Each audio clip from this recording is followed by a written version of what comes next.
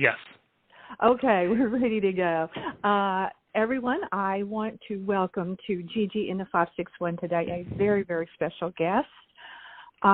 Very honored to have you here, Francis Gary Powers, Jr., who many of you will recognize that name, and if you don't, you should, and you will.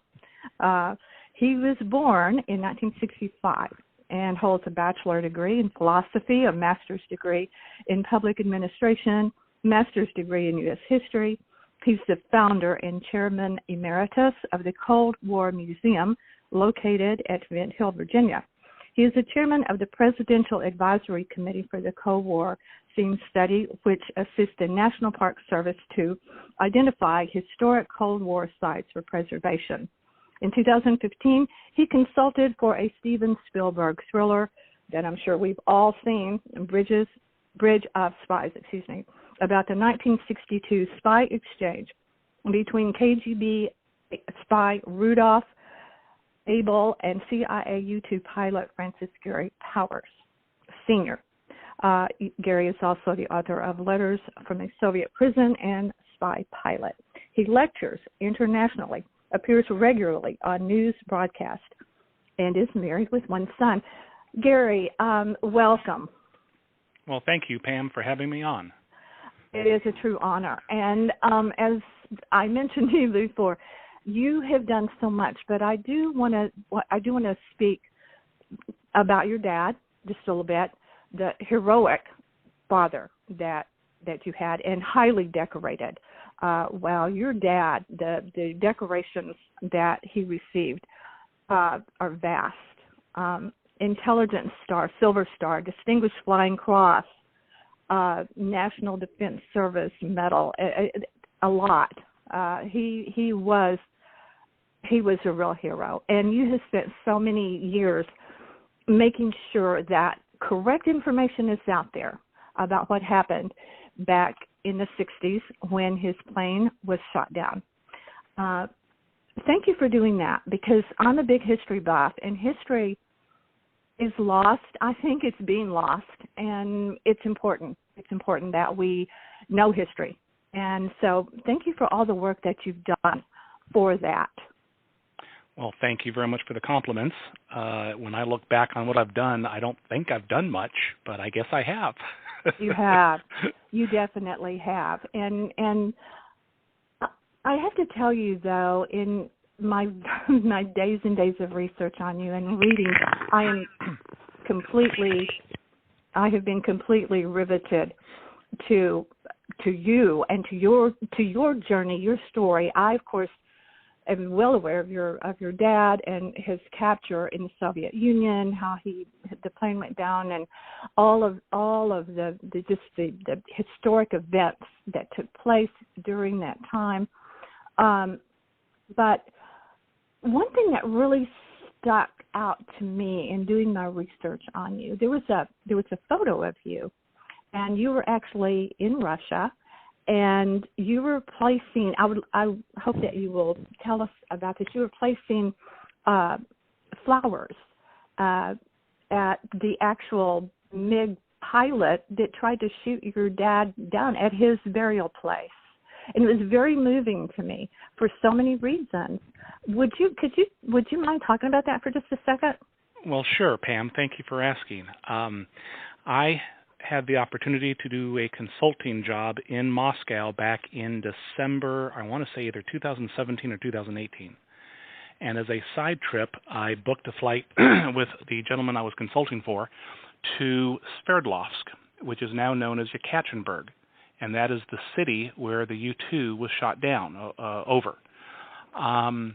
When I got to that area, I had heard about and knew about the MiG pilot Sergei Safronov, who was killed on May 1st by friendly fire while trying to shoot down my father. And a few years prior to my visit, I had met with the pilot's son. He and I talked through an interpreter, and he conveyed to me the following message. He indicated that his mother did not blame my father for her husband's death, that he was following orders, my dad was following orders, it wasn't his fault that her husband died by friendly fire. So I took that to heart, and that really touched me. So when I was in Yekaterinburg, I wanted to pay my respects to the family and to the MiG pilot. So I asked my host about what I could do and where could I get flowers, and I wanted to do this. No one prompted me to do this. I wanted to do it of my own accord. So we found some flowers. I'm in my coat and tie. I'm in the back of the van. We get up to the memorial, and I'm about to get out to place these flowers down. Well, my host turns to me and goes, "Gary, don't smile." And I went, "What do you mean, don't smile? There's tons of press all around. I'm supposed to smile for the camera." He goes, No.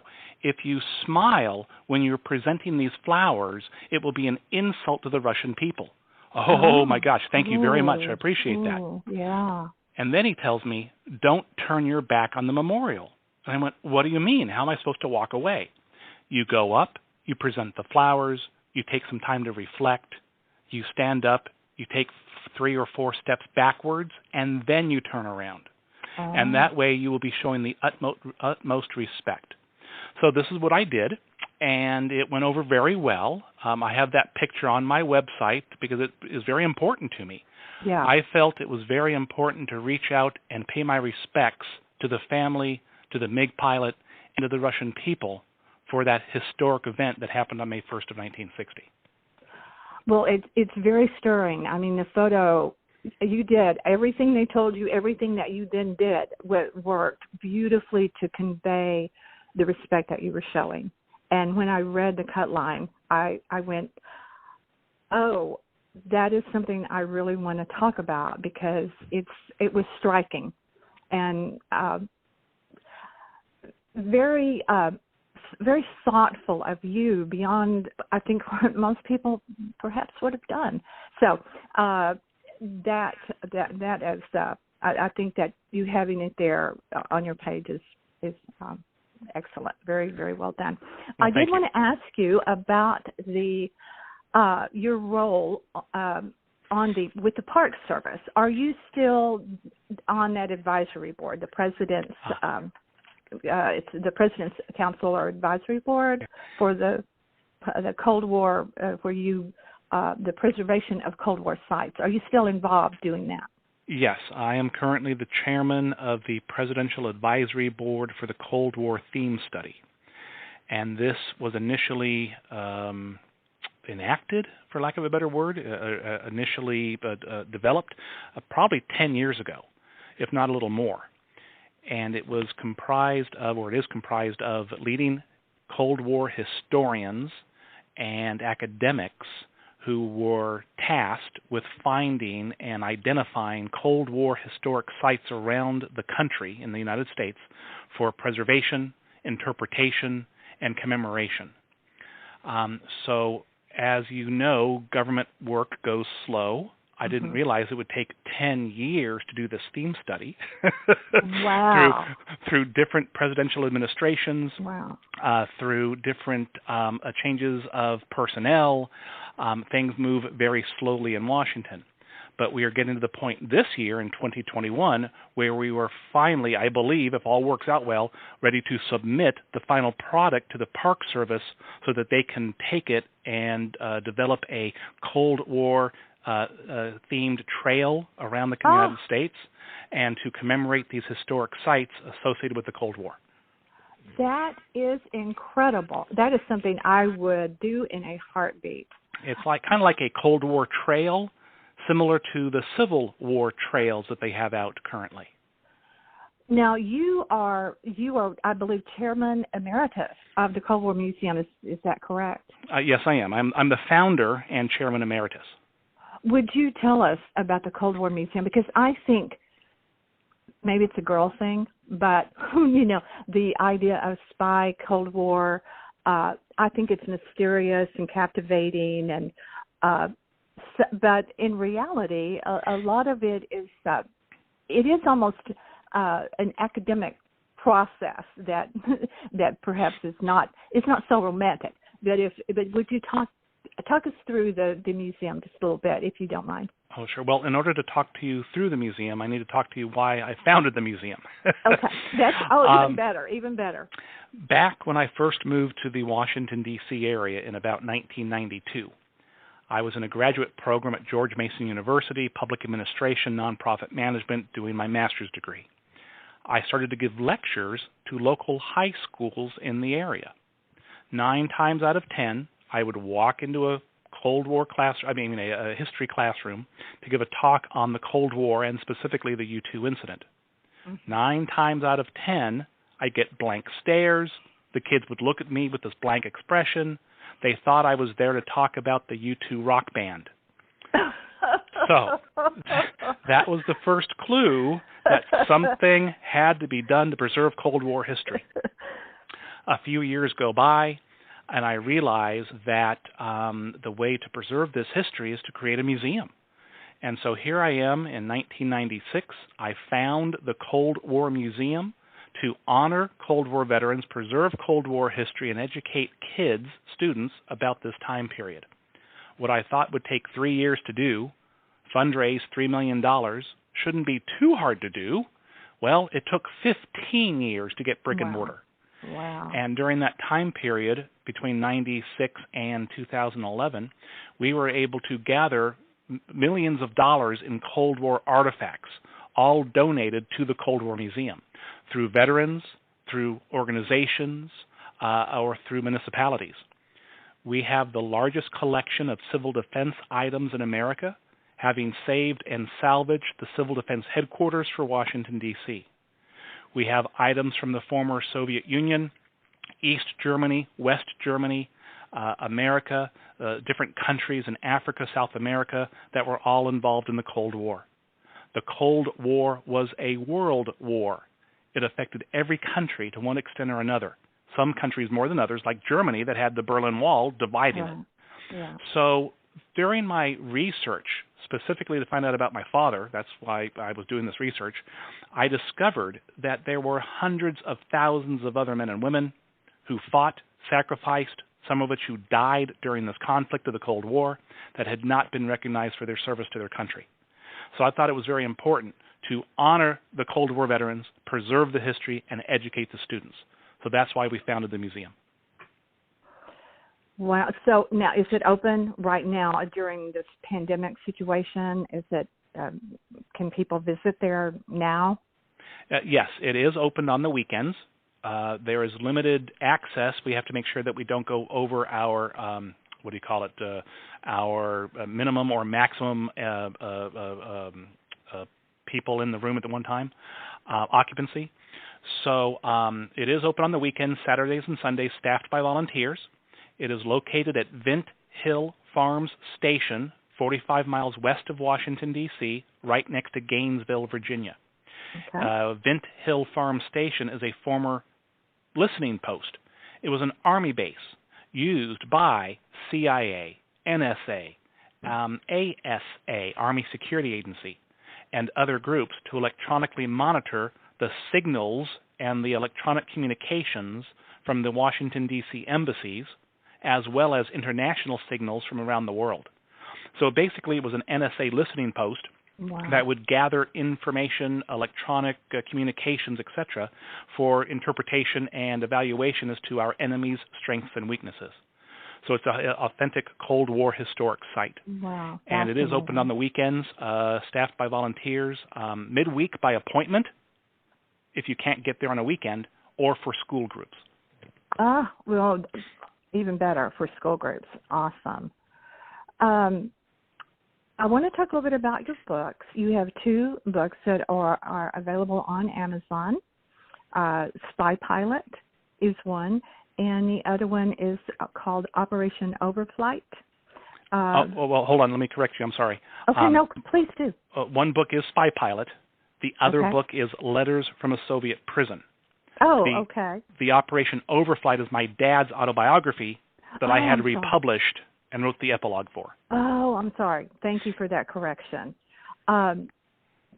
So were they, your books, did it take a long time to get those out? What was your process there? Was it cathartic for you? I mean, I know you were fairly young when you lost your dad, very tragically in a helicopter crash, and I'm very sorry.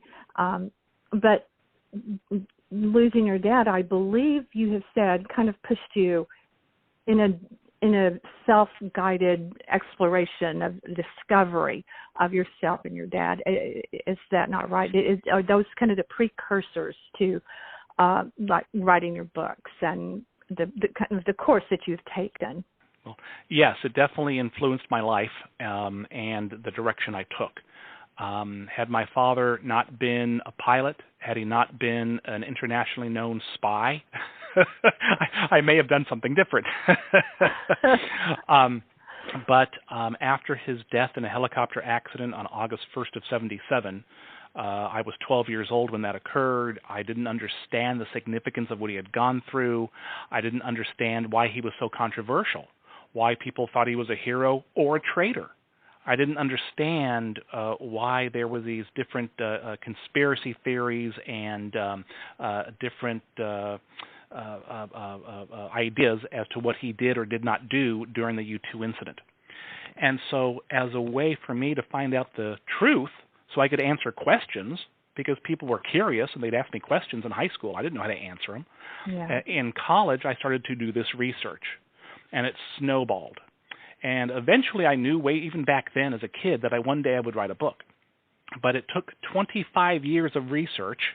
It took 5 years of writing the book before it was finally published in 2019. And over that time period, I gathered as much information as I could. I did interviews with my dad's colleagues, his pilot friends who flew with him in the Air Force of the U-2 program.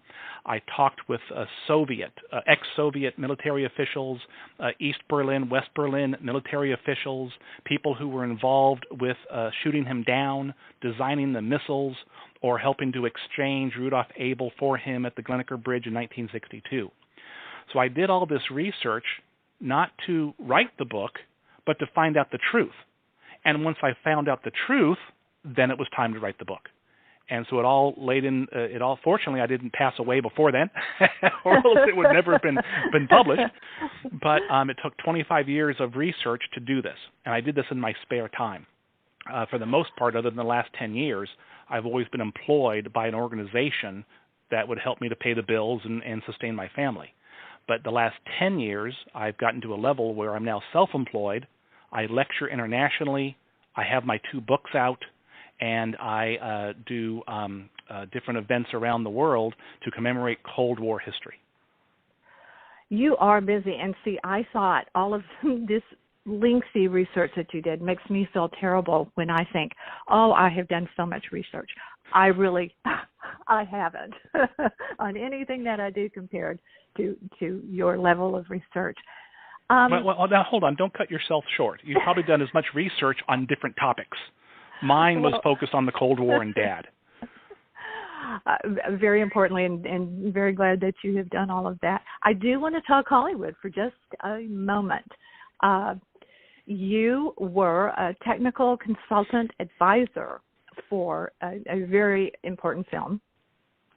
It was Academy Award nominated and winner, actually, of at least one Oscar. Tell us about this brilliant Steven Spielberg film. I know that you gave them a ton of credit for the truth that they put out there about the film, but you also gave them license, and you were not upset that they took a bit of creative license at some junctures of the film. Talk to us about the film, would you, just a little bit? Oh, sure. Well, thank you. That was a great highlight of my life. Steven Spielberg, of all people, decides to do this movie called Bridge of Spies that portrays the exchange of my father for a Soviet spy, Rudolph Abel, in February of 1962. Brilliant film. 60th anniversary is next year. So I first find out about this as a rumor back in June of 2014. And I'm thinking, oh, he's not going to do this. Why would Steven Spielberg do this? He has no reason to do this. And then in July of 2014, I get confirmation that he's going to do it. And my first thought is, oh my gosh, how is he going to depict my father? Mm-hmm. So I reach out to some friends in Hollywood. I try to get an introduction. I can't. I don't know anybody that knows him. I resort to Google. I type in his name, his movies' names. I find people he worked with. I type in their names. I find some of their email addresses. I send out an unsolicited email to about 5 or 6 of his contemporaries, basically saying the following. Hello, my name's Gary Powers, Jr. I'd like to talk to Mr. Spielberg about this movie that will portray my father. It's very important that we express the Powers family's concerns. If he bases the portrayal of my dad on the misinformation of the time, then they'll be painting him in a negative light. If they base it off the declassified information that's come to surface the last 50-plus years, they'll be painting him as a hero to our country. So for obvious reasons, it was very important for me to reach out and try to establish contact. Right. As a result of the email, I get a phone call from Mark Platt. Mark Platt is the producer on this film. He's better known for his production of Wicked on Broadway. Oh, okay. Very well regarded, very well accomplished in Hollywood and on Broadway. Mark and I talk for an hour. He likes what I have to say. At the end of the conversation, he says, "Hey, Gary, you're really knowledgeable about this episode of U.S. history, world history. Would you like to be a technical consultant on the film?" Well, yes. That would be wonderful. Thank you. What else would I say? Exactly. I get the contract. I read through it. It's pretty much I have to answer questions. I've got to be on set to help them with anything they need help with. I provide audio tapes of my dad speaking about his experiences so they can listen firsthand to what he went through. At the very end of the contract, it says, if I don't like the end result, I can't sue. And I'm thinking, oh, no, what am I getting involved in? They take the name, they use me, they use the family, then they do whatever they want. Oh, my gosh. So I thought long and hard, and at the end of the day, I figured, it's better for me to be involved and help to steer them in the right direction. Otherwise, if I walk away, I won't be able to contribute whatsoever. So I did sign the dotted line, and I was a consultant on the film. I am very happy that I did decide to do it. It was an honor and a privilege to work with Spielberg, Tom Hanks, Mark Reliance, who won the Oscar for his portrayal of the Soviet spy, and Austin Stoll, who portrayed my father, as well as all the other producers and crew members and prop guys and everybody that it takes to do these films. So it was a wonderful experience. I was able to talk directly to Mr. Spielberg and communicate with him about what took place. There's some great photos somewhere of us talking and interacting. My wife, my son, and I were able to sit behind him in one of the director's chairs to look how he directs his film. I mean, a film student would give their eye teeth to experience what I was able to do. And I was just an honor and a privilege, and we're very thankful for how they portrayed my father. There is some misinformation. There is some embellishment, some artistic liberties. It's Hollywood. That's what they do. Right. They bring a historic event to life to keep the moviegoers on the edge of their seats. They want to keep them coming back for more. So they will make a little bit more dramatic effect in certain scenes to keep the audience on the edge of their seats. At the very end of the movie, however, even though there was some misinformation in it, they did honor Dad as a hero to our country in the postscript. So we are delighted at the outcome, and we're very pleased with how the film turned out. That had to be a bit surreal and emotional, I would imagine, to see your father being portrayed in that way, in this beautiful, just brilliant film. I would think it would be touching on some kind of emotional chord in there to see that really come to life. Well, it was definitely surreal to know that the most respected and famous director of our lifetime is doing a film on my dad. Yeah. And so it was very humbling to know that he did this. So we just, I don't know what else to say. Yeah. It was an event of a lifetime. Right. Oh, cannot even imagine. Hold on one second. Let me do a little not a postscript, but a little add-on to this. Okay. You might not know, but some of your listeners might, that in 1976, there was a movie made about my father called The Francis Gary Powers Story. It was a TV movie for NBC television. It starred Lee Majors. Lee Majors in 1976 was the $6 million man. Right. He was, the hottest actor in Hollywood at the time. Yeah. And so I'm 10 or 11 years old when this is happening. And I am more excited about meeting Lee Majors than I am about a movie being made about my dad. That's a kid for you. Yep, exactly. Well, that is exciting. And there were a lot of women who would have wanted to be right there with you at that time period of his career. You are a busy man. You are a lecturer, writer. You wear many hats. And that you took some time this evening to visit with me. And our listeners, I am thrilled. And I know our listeners will, too. I do want to mention Chris Costello and the podcast she did with you and with the son, the late Sergei Khrushchev. And it's very informative and very interesting. So I want my listeners to know even more about you in that time period, to please go to, it's called Chris on Q, C-U-E, Chris on Q. And there's another podcast about you, Gary, that's just excellent. So I want to direct people to go there and listen to that. Have we missed anything that you really would like to say on this podcast? I know you're written about a lot, you're talked to a lot, you speak a lot, but is there anything I've missed that I really should have brought into the conversation this evening? Well, just let me just kind of rattle off a little bit, and we'll fill in the gaps there. Please do. Some of your listeners might not know who my dad is, and they're going, why are you interviewing this guy? So my dad was Francis Gary Powers, a U-2 pilot flying for the CIA who was shot down on May 1st of 1960 over the Soviet Union.